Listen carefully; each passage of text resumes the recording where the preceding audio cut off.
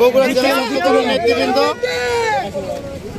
আজকে রাত 12টা 1 মিনিটে বগুড়ার ঐতিহ্যবাহী সাতমাথায় প্রতিষ্ঠা বার্ষিকী উদযাপনের যে কর্মসূচি, সেই কর্মসূচির অংশ হিসেবে আজকে আমরা এখানে আতশবাজি ফুটিয়ে কর্মসূচির শুভ উদ্বোধন ঘোষণা করছি। এবং কালকে সকাল 7টায় দলীয় পতাকা এবং বাংলাদেশের পতাকা উত্তোলনের মাধ্যমে কালকে সকাল থেকে বাংলাদেশ জাতীয়তাবাদী ছাত্র দলের প্রতিষ্ঠা বার্ষিকী শুভ সূচনা হবে এবং পরবর্তীতে প্রতিষ্ঠা বার্ষিকীতে নানান রকম ক্রিয়া খেলাধুলা হবে এবং সাতমাথায় রক্তদান কর্মসূচি থেকে শুরু করে নানান রকম অনুষ্ঠানের মাধ্যমে বাংলাদেশ জাতীয়তাবাদী ছাত্র দল বগুড়া জেলা শাখা প্রতিটি অনুষ্ঠান বাস্তবায়ন করবে এবং সফলতার সাথে অনুষ্ঠানগুলো পরিচালনা করবে বলে আমি আশাবাদ ব্যক্ত করছি ইনশাআল্লাহ।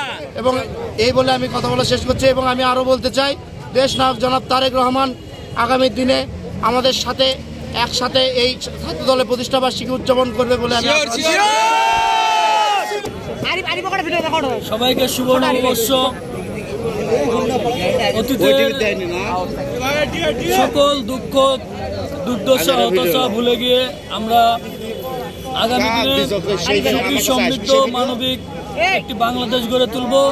নতুন বছর, নতুন বাংলাদেশ, বৈষম্যহীন বাংলাদেশ।